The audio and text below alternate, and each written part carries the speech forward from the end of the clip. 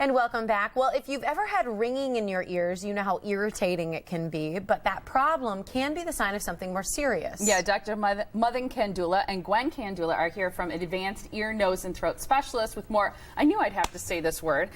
So many people say tinnitus, but there's another way to say it, and it's what? Tinnitus or tinnitus. It doesn't matter. Okay. It's the same thing. And it's basically a word that you use for something, a ringing in the ear that's it's a more serious problem, right? Yeah, I mean, well, not necessarily. Basically, all it means is hearing something that's not there. So a sound that's that's there. That most people notice it as a high pitched sound. Most people hear it as a constant kind of a thing.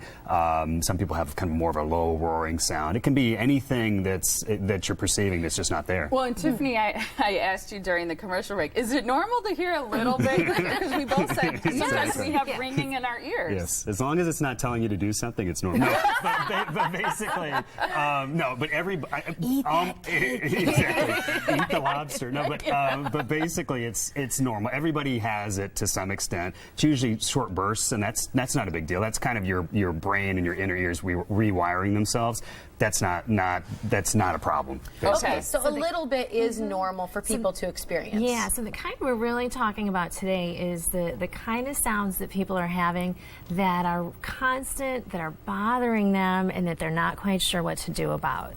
Because some people do some people have it, like you said, constantly, all the time, where it doesn't let up? All the time. And why does that happen?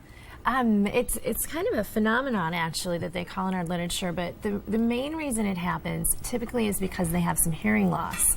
And when there's a loss of hearing, they're also not hearing any other sounds where their hearing is bad.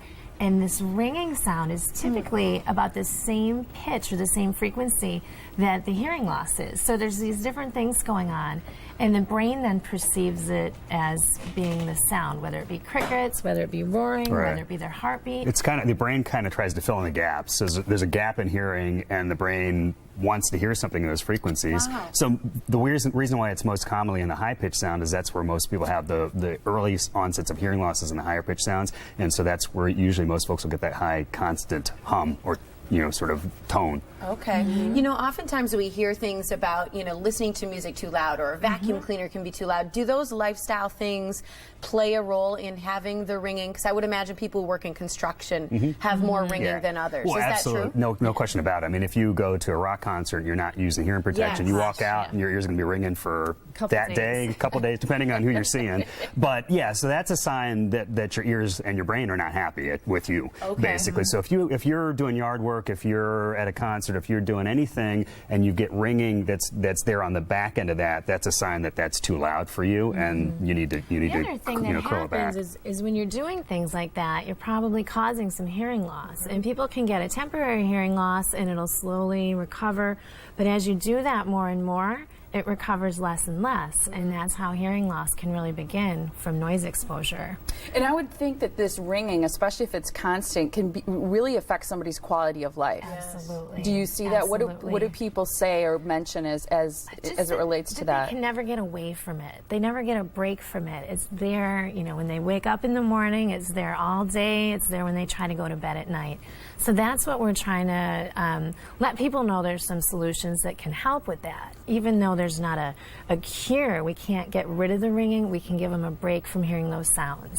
Okay, so if somebody at home is listening and they're saying, I'm having that a lot, it's really starting to bother me or affect my quality of living, are hearing aids the answer? If they come to you, is that how you can help them? Yeah, the first step we usually do are hearing aids, and there are some hearing aids that have a special setting for people with tinnitus on it. So what it'll do is play either some little tones or some little static about the same pitch that their ringing is. And when it's coming, those sounds are coming from an outside source, your brain can understand it. It doesn't bother you so much.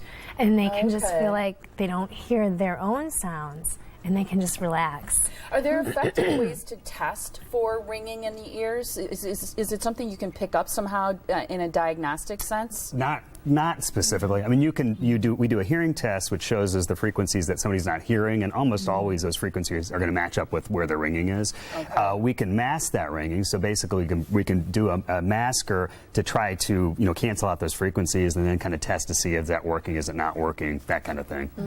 Coming up on May 29th, you're doing a really great community event. What is that, and how can people participate? We're going to do a seminar at our office on understanding tinnitus, and what I'm going to do is really go through the physiology of what's happening, but then we'll talk about what they can do. There's some lifestyle things, just avoiding, well, stress is a hard one, but avoiding caffeine and alcohol, and there's things like that you can actually eat, and in situations you can put yourself in that make your ringing worse. But we'll also have then some of these products to demonstrate so people can see if it looks like it might be something that could help them. That's fantastic. Yeah. A great opportunity to ask questions too about is this normal, or is it is it a sign of a problem? So here's when that event is taking place. It's Tuesday, May 29th at 6 p.m. And that is happening at your office, which is located at 1233 North Mayfair Road in Wauwatosa. The phone number for more information is 414-771-6780, or you can go to advent.md. Are you hoping people RSVP or make a reservation if they'd like to go? Yeah. So be sure to call that number if you'd like to take advantage of that program. Thanks, both of you, so Thank you. much. Nice to Thank have you. you. Thank you very much. You too. Up next on the show, put some meaning into your Memorial Day. We'll tell you about a great